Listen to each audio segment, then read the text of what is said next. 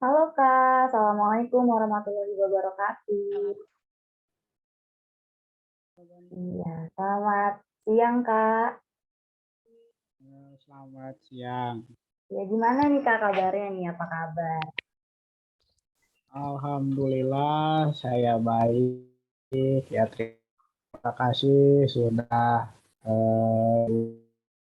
datang untuk temu atau jumpa penulis bersama penerbit Wikipedia ya dari Bogor.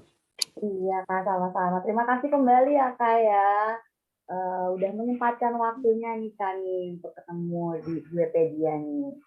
Oke baik Kak, perkenalkan saya dari tim Wikipedia, bisa panggil saya Ya, Dea ya Kak ya. Bisa panggil saya Dea. Nah sebelum kita mulai nih Kak nih, boleh kakaknya memperkenalkan diri dulu? baik. Terima kasih. Nama saya Naurid Muhammad Rifai Ilyasa, dari Kabupaten Purwakarta. Saya eh, lulus kuliah itu di UIN Sunan Gunung Jati Bandung, masuk tahun 2015, lulus tahun 2018 di jurusan Sejarah Peradaban Islam. Kebetulan untuk saat ini saya sebagai tim ahli cagar budaya di Kabupaten Purwakarta di Dinas Pariwisata dan Kebudayaan Kabupaten Purwakarta. Sekarang sedang dipindah tugaskan di Dewan Kesenian Oh, Kabupaten Purwakarta. oh Ya, gitu ya. Ini kita bersama, aku manggilnya apa enak ya? Bapak, kakak, atau gimana, Emas? kakak boleh. Iya Iya, betul kakak lah. iya kakak aja ya, kakak aja nih. Heeh. Oke teman-teman Bepedia nih kita udah bersama kan Naurid Muhammad Rifai Ilyasa ya. Nah kakaknya kan tadi sudah memperkenalkan diri ya. Nah, kakaknya ini salah satu penulis yang udah terbitin naskahnya di Wikipedia ya kak ya. Baru satu buku ya kak ya? Betul, kalau untuk ini untuk tentang sejarah Purwakarta baru satu buku. Oh, baru satu buku yang berjudul Pergolakan Tanam Paksa dan Berdirinya Purwakarta. Benar, Kak? Betul. Nah, betul. Nah, boleh nih, Kak, nih, kita berbagi cerita ya, tentunya berbagi pengalaman juga nih kepada teman-teman Wikipedia yang lain. Nah, gimana sih, Kak, kakaknya memulai menulis buku itu? Ya, sebetulnya langkah pertama ya, mungkin kita mengulas sejarah saya ya, Ya. sejarah saya.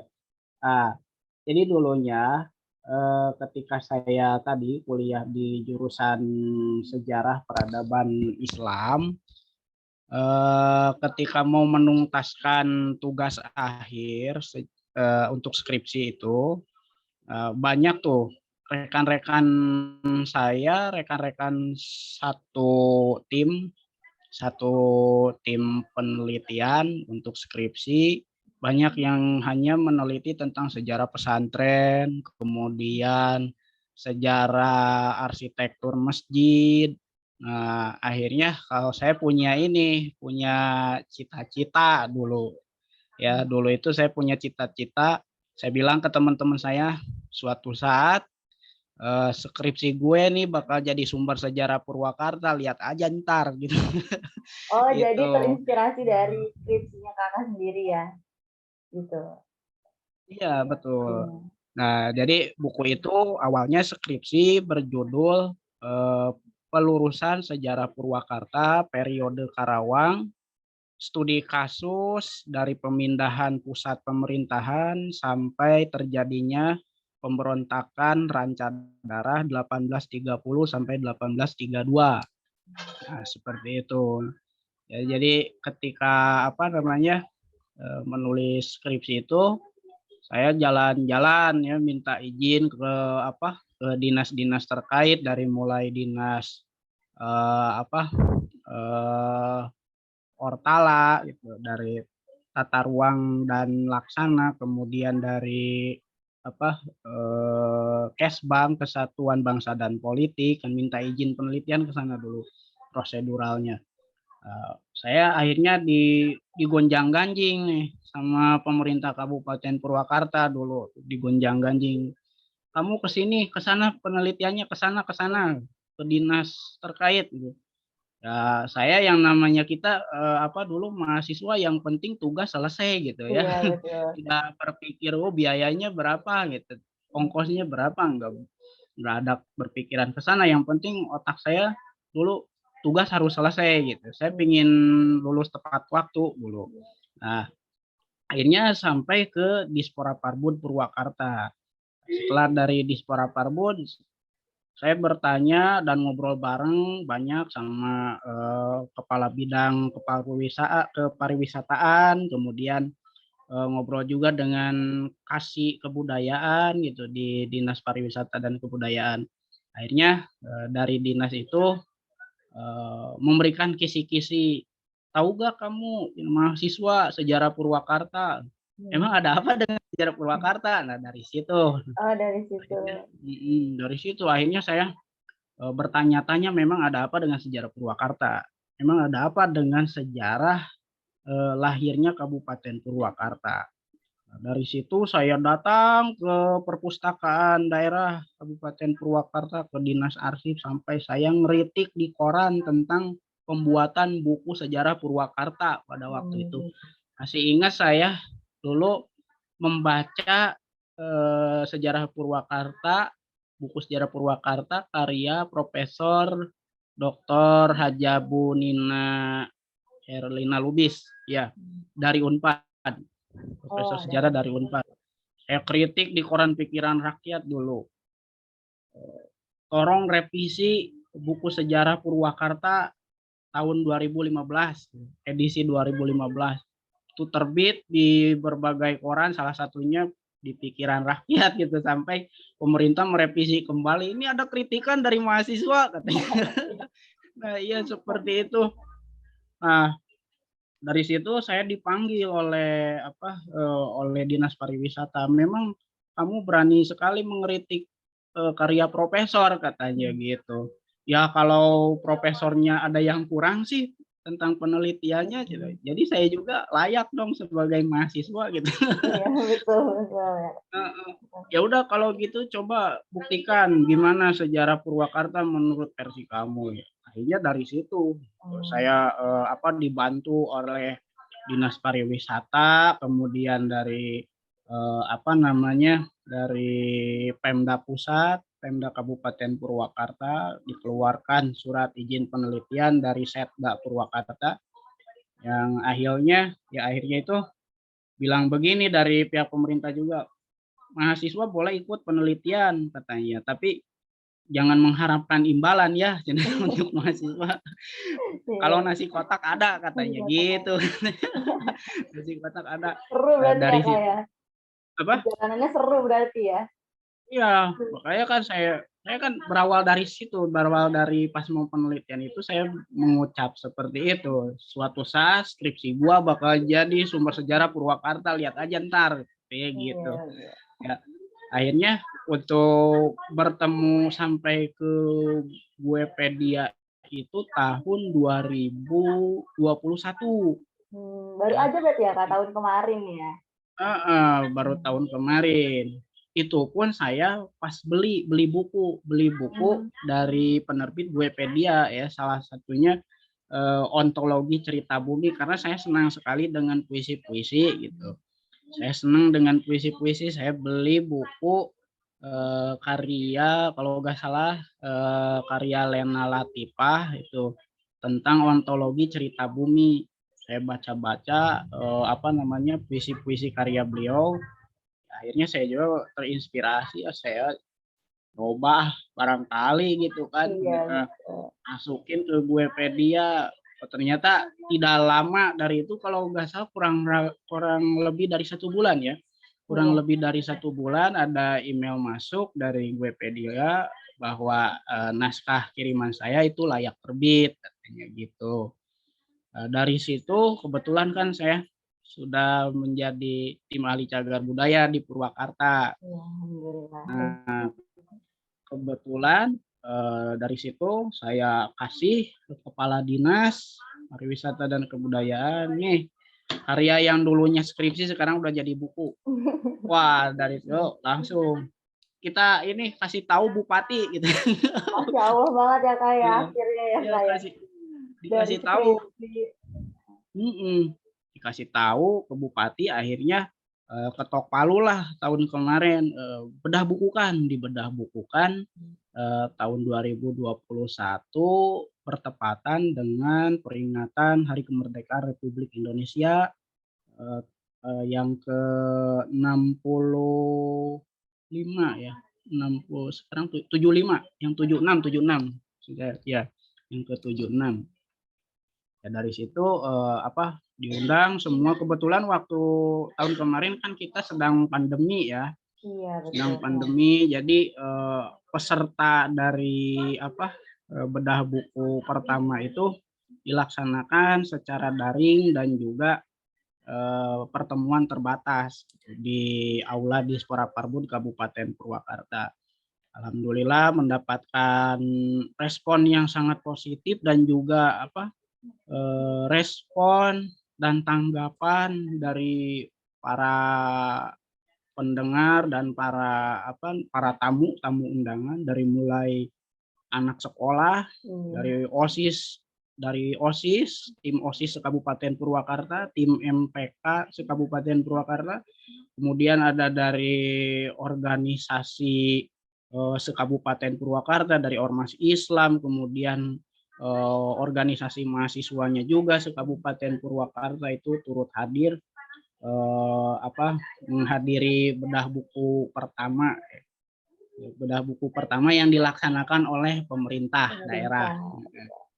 Kebetulan sebetulnya bedah buku yang dilaksanakan oleh non pemerintah itu sudah lebih dulu, kurang lebih kan buku itu terbit itu bulan Desember 2020 ya, 2020 Desember 2020 itu bulan Januari 2021 dibedah buku kan pertama, tapi untuk kalangan para pegiat literasi di Purwakarta.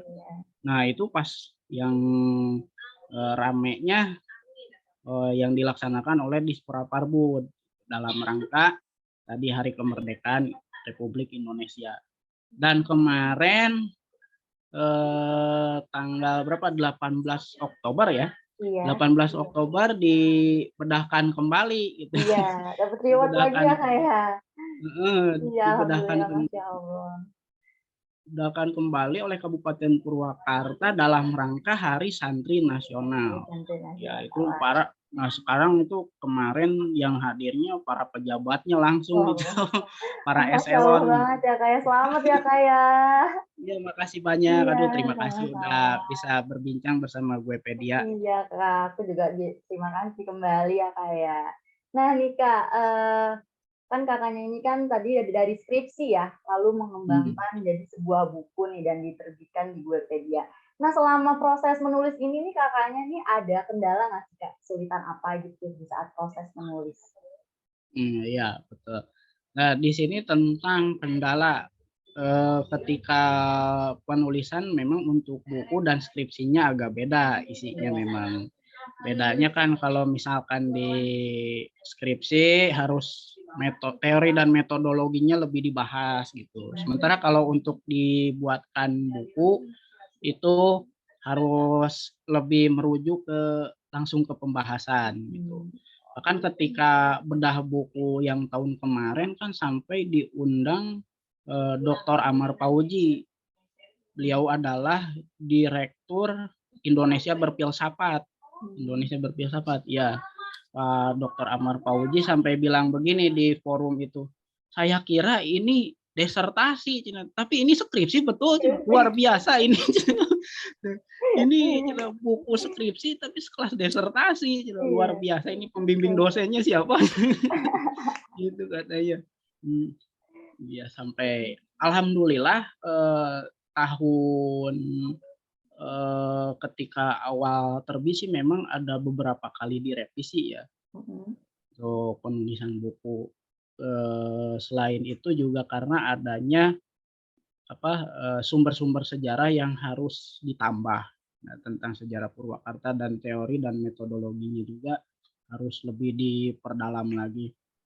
Alhamdulillah kemarin saya pas bedah buku yang kedua menyampaikan ada sesuai di dalam buku gitu. Ada teori lain tentang sejarah berdirinya Purwakarta. Ya, lebih jelasnya silahkan kata saya beli bukunya gitu, pada para Iya, kolega biar itu. baca ya, Kak, ya. Mhm, Ini juga bisa jadi menambah wawasan baru ya, Kak, ya, untuk teman-teman semua, menambah ilmu baru juga ya, pengetahuan baru mengenai sejarah Purwakarta ya, Kak, ya? betul betul. Iya. Nah, boleh nggak sih, Kak, nih, buat, teman-teman semua juga nih, Kakaknya, menceritakan sedikit isi bukunya? Hmm, iya. Untuk dari isi buku sendiri, nah kan saya, juga melihat karakter dari buku sejarah Purwakarta yang pernah ada, sejarah Purwakarta yang pernah ada. Saya melihat, karya sejarah Purwakarta itu tidak lebih Mhm. seperti anekdot, hanya seperti cerita dongeng. Nah, saya mengkritik di dalam buku saya jangan sampai sejarah seperti dongeng dan dongeng itu menjadi seperti sejarah gitu. Iya. Heeh. Saya mengkritik di bab pertama menjelaskan gitu, setiap orang itu bisa menjadi sejarawan. Di bab pertama itu saya menjelaskan tentang bagaimana sih menjadi sejarawan yang lurus itu tanpa ada embel-embel berpihak ke sana, berpihak ke sini, tapi betul-betul beliau adalah seorang sejarawan atau peneliti peneliti sejati gitu tentang sejarah gitu. Nah, saya memaparkan itu ada sejarawan yang memang berdasarkan dari pendidikan, ada yang sejarawan memang berdasarkan dari pengalaman karena beliau dianggap tokoh masyarakat, ada juga sejarawan yang memang beliau bekerja sebagai ahli sejarah gitu. Ada sejarah sebagai pekerjaan, sejarah sebagai profesi, dan juga sejarah sebagai keahlian. Ya, seperti itu. Itu di dalam bab 1 dan juga dibahas tentang teori dan metodologi. Kebanyakan di buku sejarah Purwakarta yang lain tidak dibahas gitu tentang teori dan metodologi. Metodologi dan teori apa sih yang cocok untuk meneliti sejarah Kabupaten Purwakarta ini? Nah, mereka tidak seperti itu. Makanya saya mengkritisi sekali gitu Mhm. buku-buku yang karena ada jiwa mahasiswa Iya. berontak ya Iya, waktu itu. betul. Karena dari, berdasarkan pengalaman pribadi ya, Kak, ya, langsung meneliti Iya, gitu kan ya, dari skripsi betul, tadi. berdasarkan dari pengalaman pribadi, Pengalaman betul pribadi. sekali. Karena yang dulu-dulu teori dan metodologinya tidak disampaikan. Nah, Mhm. sementara saya menyampaikan, ini loh teori dan metodologi sejarah Kabupaten Purwakarta abad ke-19 itu adalah begini. Saya lebih tepatnya menggunakan teori dari yang pertama ada teori Ibnu Khaldun dalam kitabnya, saya mengambil teori Ibnu Khaldun dalam kitabnya Muqaddimah Al-Ibar yang menjelaskan tentang adanya metode riwayah dan diroyah Mhm. atau kajian pustaka dan tradisi lisan. Itu karena memang saya kan lulusan sejarah peradaban Islam ya, Iya, jadi harus ada Islam-Islamnya harus kan. ada ijazahnya. Harus ada Islam-Islamnya. Kemudian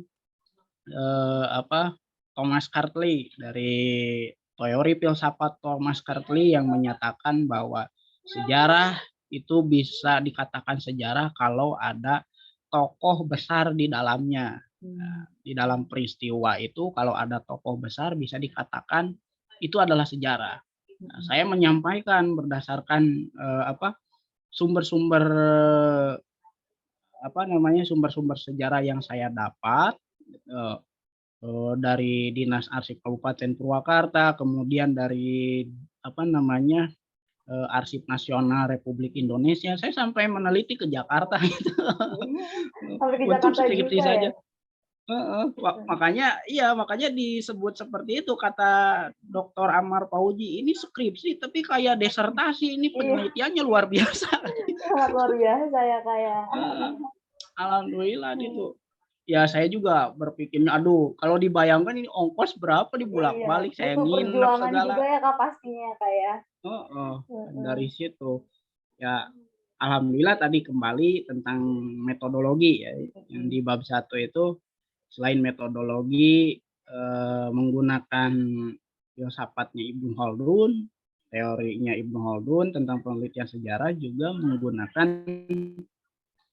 teori filsafatnya Thomas Cartley ya, tadi yang saya katakan bahwa sejarah bisa terjadi kata beliau kalau ada tokoh besar di dalamnya. Nah, saya meneliti, ternyata saya dapat ada naskah, saya menyampaikan itu di sumber buku menyampaikan bahwa di dalam sejarah Purwakarta, berdirinya Purwakarta tidak lepas dari sejarah perjuangan tokoh nasional. Salah satunya adalah Pangeran Diponegoro. Iya, Pangeran Diponegoro dan juga panglimanya Pangeran Diponegoro bernama Sentot Alibasyah Prawirodirjo.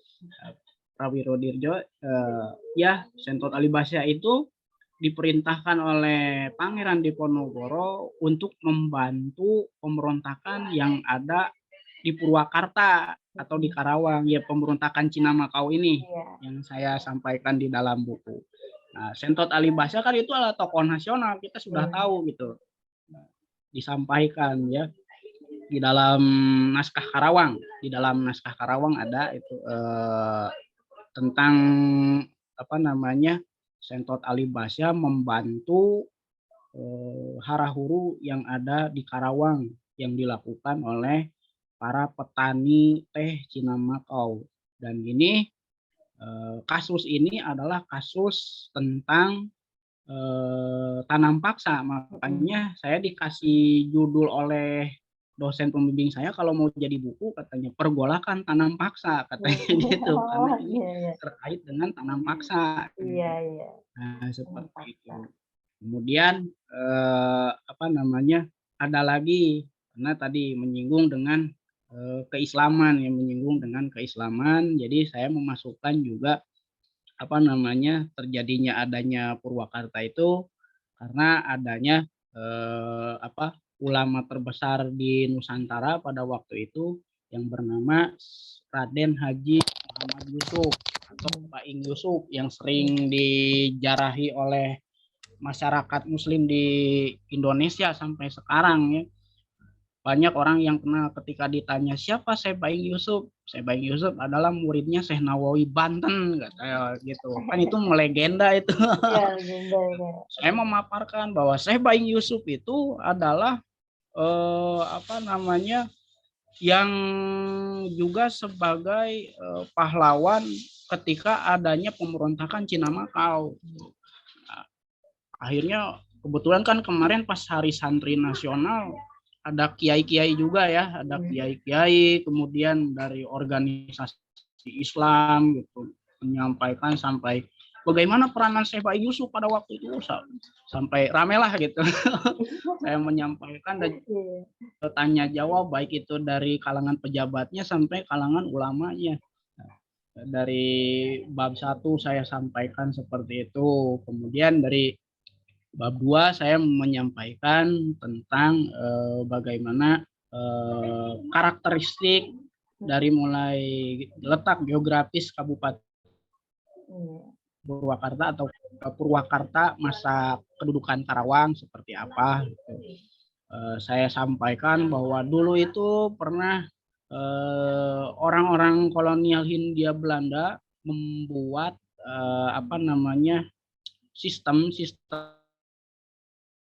pertanian yang itu tanam paksanya lebih kepada penanaman gula, tebu, dan kopi sama teh. Dan lebih menjurusnya kepada teh. Kebetulan waktu itu kan sedang tahun 1830 itu sedang gencarnya pemerintah kolonial Hindia Belanda untuk melakukan program Kurtulstelsel atau tanam paksa itu, yang mana diprakarsai oleh Gubernur Jenderal Hindia Belanda Johannes Trap van der Bos. Ya, seperti itu. Akhirnya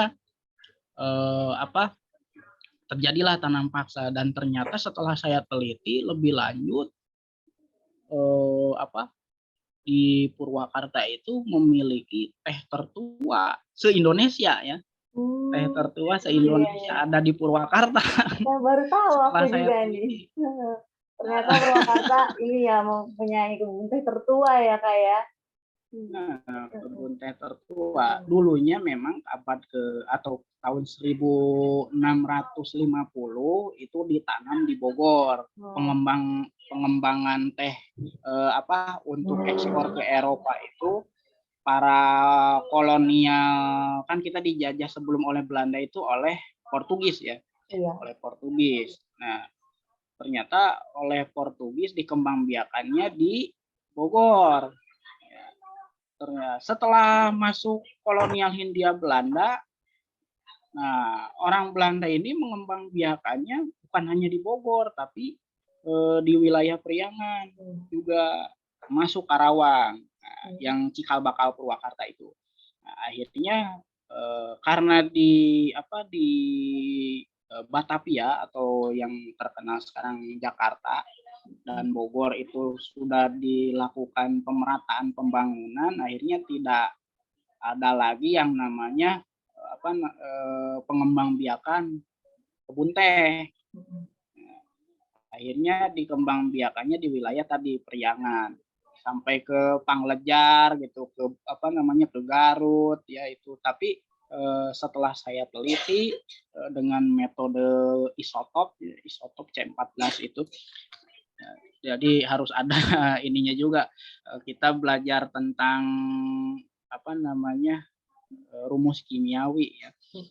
Jadi saya menggunakan metode isotop C14, ternyata menghasilkan bahwa teh di Purwakarta itu, tepatnya di Wanayasa, ternyata itu adalah teh tertua di di Indonesia untuk sekarang ini. Luar biasa. Saya akhirnya dapat juga tuh bukti lain bahwa memang benar gitu, ekspor teh di Purwakarta itu diekspor ke tanah jajahan atau bangsa Eropa. Saya dapat lagi dari mana? Dari teman saya, teman saya yang sedang meneliti keledan Belanda. Dipoto oleh dia. Oh, itu label teh yang dulunya ada di Priangan, tepatnya di Purwakarta. Jadi katanya juga tertarik ya Kak ya. Jadinya saya mencetuskan nih ke Bupati Purwakarta, itu saya bilang gini, Bupati Purwakarta, bahwa teh di Purwakarta itu adalah teh yang dulunya mendunia, mengglobalisasi. Ya dari situ, dari pemaparan bab 2, kemudian pemaparan naskah dari bab 3 ya, bab 3 saya menyampaikan itu di bab 3. Bab 3 saya menyampaikan juga. Jadi kalau misalkan kalau dikategorikan yang namanya sejarawan kan harus punya jiwa toleran gitu, harus toleran untuk perspektif bagi sejarawan yang lain gitu. Menurut versi beliau seperti itu, versi mereka seperti ini, ya mangga gitu kan, tidak boleh kekeh gitu. Teori saya yang paling benar, tidak seperti itu, karena sejarah itu bisa dikatakan benar kalau ada bukti fisiknya gitu, bukti fisik dan juga bukti tertulis. Kalau misalkan tadi hanya sebatas berbicara, hanya sebatas menurut dulu cerita gini-gini, ya berarti jadi anekdot dong kalau gitu. Berarti sama aja kita ini kalau meneliti sejarah ini nggak boleh sembarangan ya Kak ya. Betul sekali. Harus ada ya tadi teori dan metodologi itu harus dipakai. Terlebih filsafat sejarahnya kan harus dipakai supaya sejarah itu bisa diterima oleh akal manusia. Wah benar, masuk akal. jangan sampai tidak masuk akal sejarah itu. Jadi seperti misalnya begini, ada cerita kan bahwa raja apa namanya raja raja Demak itu, misalnya Raja Demak dulu yang apa Majapahit misalnya, Raja Mhm. Raja Majapahit Hayam Wuruk itu mengalahkan kerajaan Pajajaran dibantu oleh Dewa Siwa. Iya, Pertanyaannya Dewa Siwa itu Dewa benar Siwa ya. ada atau enggak gitu Nah, kan. iya itu. Jadi pertanyaan Nah, besar itu ya, kan Kak, ya? berarti dongeng. Iya, Nah, ya, dongeng. jadi masuknya ke apa, folklor gitu. Iya. Sementara kalau sejarah kan tidak bisa seperti itu. Harus buktinya ada, catatan sejarahnya jelas gitu. Karena di bab 3 juga saya menyampaikan, untuk sumber-sumber sejarahnya saya sampaikan. Nah, ini saya kan di bab 3 itu memaparkan naskah-naskahnya. Ini naskah versi Belanda, ini naskah versi pribumi. Kemudian ini ada, apa namanya, perspektif-perspektif dari sejarawan terdahulu. Saya sampaikan. Sementara perspektif saya seperti ini gitu. Jadi saya ingin menyampaikan kepada para pembaca, ya ini perspektif mereka dan perspektif saya. Mungkin Anda gitu yang menjadi pembaca bisa melanjutkan penelitian seterusnya gitu. Iya. Di bab 3 itu lebihnya merujuknya kepada perkenalan perspektif sejarah untuk di kalangan sejarawan yang pernah meneliti tentang sejarah Purwakarta. Sampai-sampai apa namanya di di kalangan sejarawan itu sampai saya didebatkan, wah Naurid baru aja lulus tahun kemarin udah dapat legitimasi Mhm. sebagai tokoh sejarawan nasional gitu. Lihat aja katanya di ada itu datanya katanya di ini di Wikipedia katanya. Iya.